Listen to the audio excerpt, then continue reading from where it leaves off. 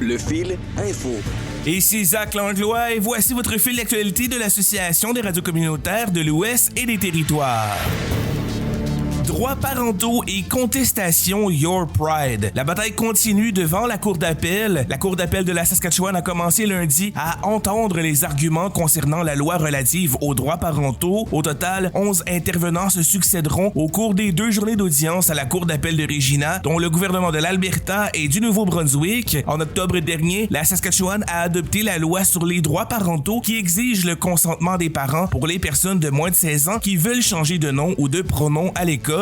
En février dernier, le juge Michael Meagher avait décidé que la Cour peut entendre la contestation de Your Pride, un groupe de défense pour les personnes issues de la communauté LGBTQ+, qui s'appuie sur la Charte canadienne des droits et libertés, même si le gouvernement provincial a eu recours à la disposition de dérogation. Dans cette décision judiciaire, le juge Michael Meagher avait aussi permis à l'organisme de modifier sa poursuite judiciaire pour cibler la nouvelle loi sur les droits parentaux au lieu de la politique initialement adoptée par la province. Le gouvernement provincial avait lancé un appel contre cette décision le 26 février dernier, demandant l'annulation de la contestation et les modifications. Lundi, l'organisme Eagle Canada, qui représente Your Pride en tant que co-avocat dans cette affaire, a tenté de démontrer que l'utilisation de la disposition de dérogation par le gouvernement de Scott Moe est inconstitutionnelle. L'organisme a appuyé ses arguments en faisant référence aux différentes versions de la Charte canadienne des droits et libertés, tant en anglais qu'en français. Les procureurs généraux de l'Alberta et du Nouveau Parti démocratique ont quant à eux manifesté leur appui à la position défendue par la Saskatchewan. Au Nouveau-Brunswick, une politique similaire concernant l'utilisation des pronoms des élèves à l'école a été instaurée, mais elle a fait l'objet d'une vive opposition de la part de plusieurs divisions scolaires. En Alberta, le gouvernement provincial prévoit de présenter un projet de loi comparable sur le changement de nom ou de pronom des élèves en milieu scolaire cet automne. Le gouvernement de la Saskatchewan souhaite que toutes les procédures soient abandonnées. Santé, 25 000 travailleurs de soutien pourraient bientôt être en grève. Le syndicat canadien de la fonction publique et le syndicat des employés généraux et des fonctionnaires du Manitoba ont annoncé que 25 000 travailleurs de la santé du Manitoba se mettront en grève le 8 octobre si le gouvernement ne leur propose pas une offre contractuelle qu'ils jugent acceptable. Les membres de ces 2 organisations syndicales avaient voté contre une offre en août dernier. Lors d'une conférence de presse mardi matin, les syndiqués disent ne pas avoir vu de mouvement significatif de leur employeur depuis. Si nous ne trouverons pas un accord équitable dans les 14 prochains jours, ce qui correspond au délai légal pour déposer un préavis de grève, nous commencerons notre grève le 8 octobre, a indiqué Gina McKay, la présidente du syndicat canadien de la fonction publique. Dans un communiqué de presse, si la grève a bien lieu, elle impliquerait 25 000 travailleurs de la santé des soins communs, de l'Office régional de la santé de Winnipeg, de Santé Prairie Mountain, de l'Office régional de la santé entre les lacs et de l'Est et de Santé Sud. Les travailleurs de l'Office régional de la santé du Nord ne participeront pas à cette grève car ils ont voté en faveur d'une offre de contrat conclue à la fin du mois de juillet, la même que celle qu'ont rejeté leurs homologues du Sud. Sans donner plus de précision, le président de MGEU, Kyle Ross, a indiqué que les services essentiels seraient toujours assurés, mais à un niveau réduit. Il mentionne aussi en conférence de presse que les Manitobains ne recevront pas les services qu'ils attendent. La vie et l'intégrité physique sont préservées, mais dans l'ensemble, il n'y aura pas les autres aspects de soins de santé. Kyle Ross estime que la priorité de ce nouvel accord doit être l'augmentation des salaires. Les travailleurs de soutien en soins de santé du Manitoba sont parmi les moins bien payés au pays, avec un taux horaire de 17,7 $.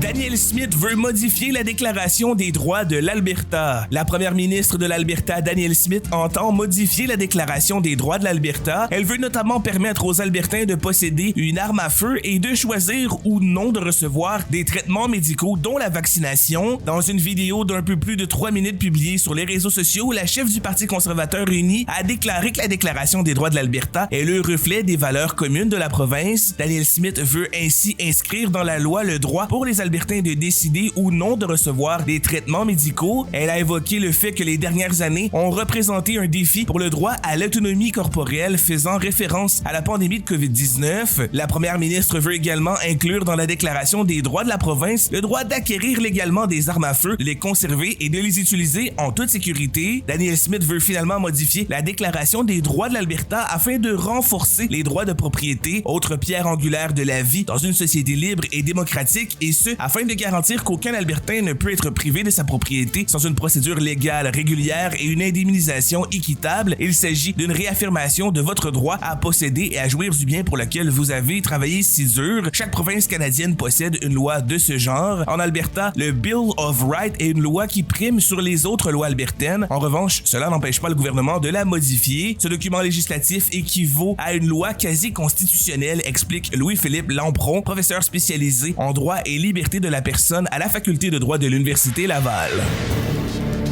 Grève des employés de terminaux d'exportation des grains du Grand Vancouver. Le syndicat des travailleurs du grain, qui est présent dans 6 terminaux de grains du Grand Vancouver, est en grève depuis mardi à 7 heures. Le syndicat, qui représente quelques 600 travailleurs affiliés à la section locale 333 du syndicat international des débardeurs et des magasiniers, reproche à l'employeur d'avoir déployé peu d'efforts durant les récentes négociations. Le président du syndicat, Douglas Lea Smith, estime que l'employeur doit revenir à la table des négociations pour conclure une entente. Le syndicat a dit qu'il a fourni à l'employeur une offre complète jeudi dernier et que le lendemain, l'Association des terminaux de Vancouver a indiqué qu'elle n'avait pas de contre-offre. De son côté, l'Association des terminaux de Vancouver dit qu'elle n'a pas pu trouver d'entente sur un nouveau contrat et que le syndicat ait le droit de déclencher légalement une grève. Les opérations touchées comprennent les terminaux Cascadia et Pacific de Viterra, le terminal international Richardson, le terminal Cargill, le terminal G3 de Vancouver, le terminal à grains Alliance, tous situés à Vancouver et à North Vancouver. Les producteurs de grains du Canada s'opposent à ce débrayage car ils craignent que cela ne paralyse les exportations des récoltes. Par voie de communiqué, ils disent être profondément inquiets de la grève des employés du secteur des grains du Grand Vancouver. Ils soulignent qu'environ 52% de tous les grains produits au pays se dirigeaient vers ces terminaux l'an dernier. Ces producteurs affirment qu'une grève pourrait empêcher que près de 100 000 tonnes métriques de produits par jour ne soient acheminées dans ces terminaux, ce qui représente environ 35 millions de dollars perdus par jour en produits exportés. Le syndicat, qui représente les employés du grain aux terminaux du Grand Vancouver, a donné un avis de grève de 72 heures à leur employeur.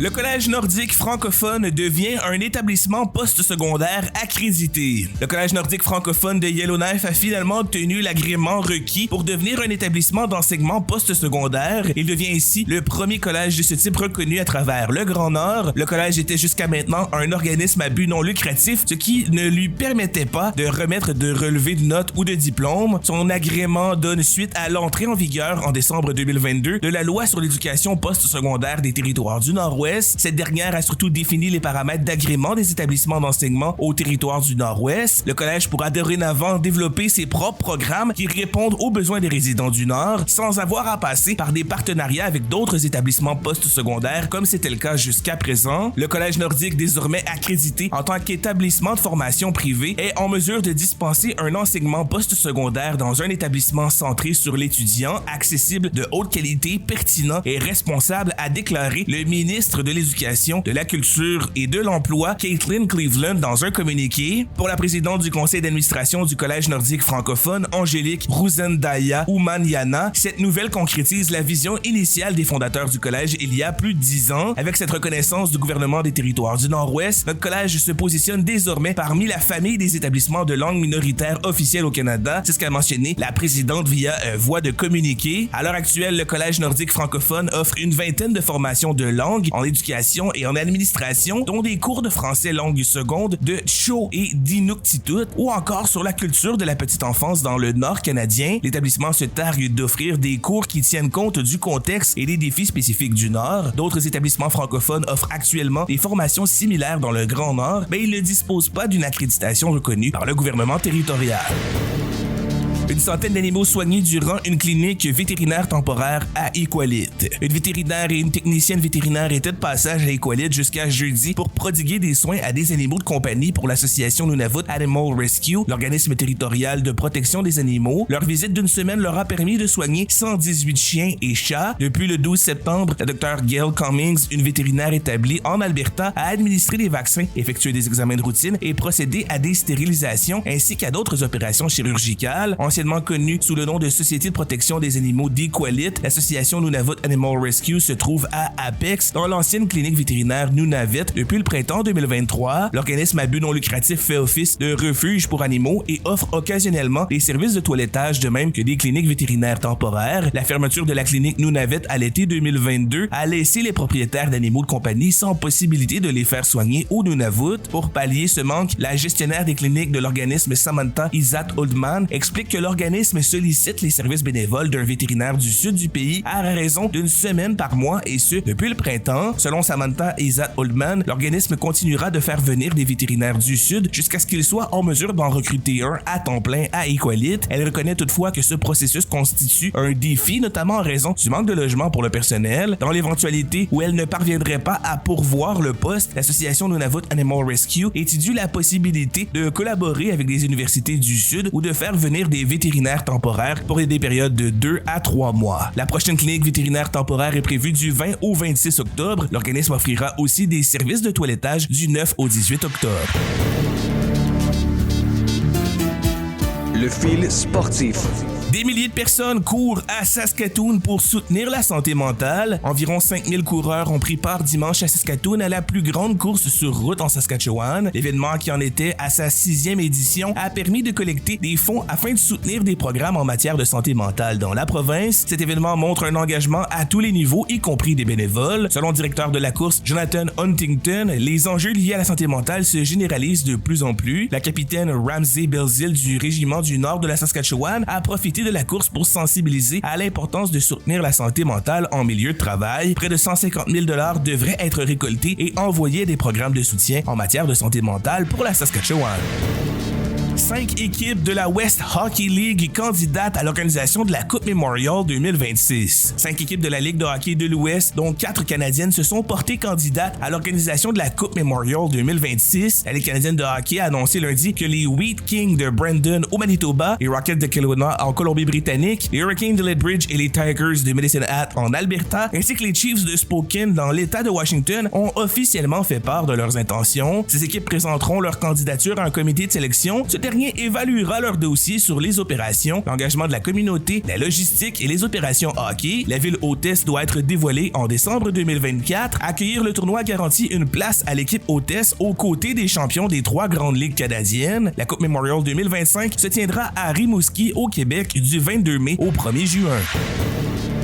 Les Blue Bombers dominent les Elks 27-14 et signent un 6e gain de suite. Le retour de Trey Ford à titre de corps arrière partant des Elks d'Edmonton samedi soir n'a pas apporté les résultats escomptés. Trey Ford a commis un échappé et a été victime de 2 interceptions et les Blue Bombers de Winnipeg, les meneurs au classement de la section ouest de la Ligue canadienne de football, ont défait les Elks 27-14 au stade du Commonwealth. Les Blue Bombers ont récolté une 6e victoire consécutive et ont neutralisé l'attaque la plus productive de la Ligue canadienne de football. Les Elks ont subi seulement un 2e revers à leurs 7 dernières parties et leur dossier est de 5 victoires, 9 défaites. Alors que le score était de 10-10 au 4e quart, une passe de Ford à court de sa cible a plutôt été interceptée par le secondaire Michael Hyers qui a retourné le ballon jusqu'à la ligne de 36 des Elks. Brady Oliveira a enchaîné avec un punitif sprint de 30 verges puis une course de 6 verges jusque dans la zone des buts pour donner l'avance aux Blue Bombers de manière définitive et il a ajouté un tardif touché sur une autre course, celle-là d'une distance de 5 verges en plein centre de la ligne défensive des Elks. Brady Oliveira a terminé sa soirée de travail avec des gains de 127 verges au sol en 18 courses. De leur côté, les Elks ont gâché une fantastique prestation de Justin Rankins qui a amassé 157 verges en 14 courses.